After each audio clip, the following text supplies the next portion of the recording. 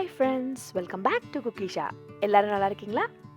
இப்போ நம்ம பார்க்க போகிறது சிக்கன் வெஜ்ஜீஸ்.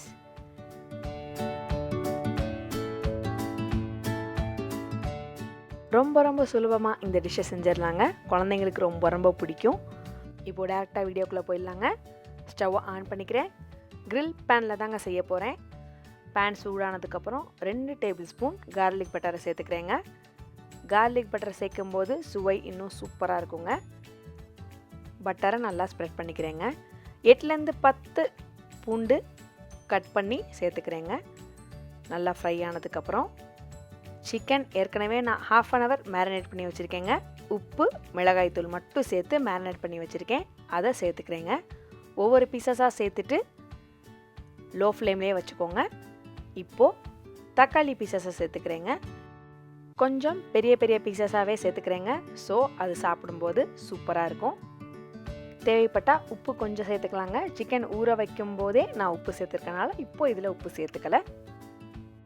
இப்போது ஆரிகானோ பவுடர் கொஞ்சம் சேர்த்துக்கிறேன். 2 ஸ்பூன் அளவு போல் சேர்த்துக்கிறேங்க. சில்லி ஃப்ளேக்ஸ் 2 ஸ்பூன் சேர்த்துக்கிறேன். இப்போது ஒரு 5 to 6 minutes போல் இது ஃப்ரை ஆகட்டுங்க. இப்போது போன வீடியோவுக்கான குட்டி தகவலுக்கான கேள்வி பதிலை பார்ப்போங்க.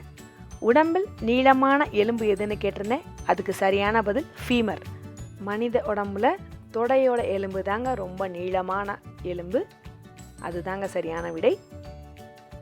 இப்போது நான் chilli flakes 2 spoon, oregano powder 2 spoon, உங்களுக்கு என்னென்ன சீசனிங் பிடிக்குதோ அதை சேர்த்துக்கலாங்க. ரொம்ப சிம்பிளான சுலபமான டிஷ்ஷுங்க. இப்போது பெப்பர் பவுடரை சேர்த்துக்கிறேங்க.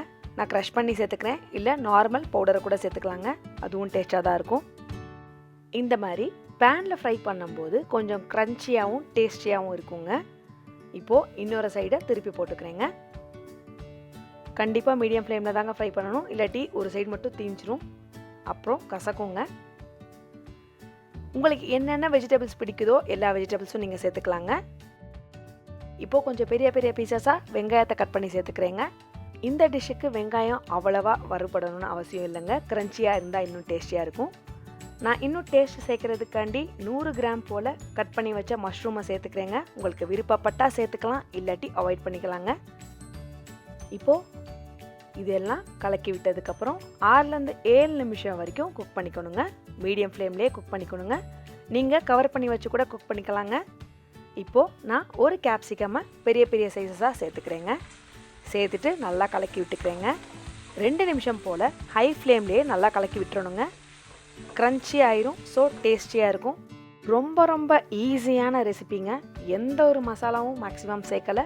சிம்பிளாக வெஜிடபிள்ஸும் சிக்கன் மட்டும் சேர்த்துருக்கோங்க. காரத்துக்கு என்ன தேவையோ அது மட்டும் சேர்த்துருக்கோம். இப்போது இந்த வீடியோவுக்கான குட்டி தகவலுக்கான கேள்வி பதிலை பார்ப்போங்க. உலகிலேயே மிகவும் வலுவான உலோகம் எது? நம்ம உலகத்தில் ஸ்ட்ராங்கஸ்ட் மெட்டல் எது? அதுதாங்க இந்த வீடியோவுக்கான கேள்வி. விடை தெரிஞ்சவங்க கண்டிப்பாக கமெண்ட்டில் சொல்லலாங்க.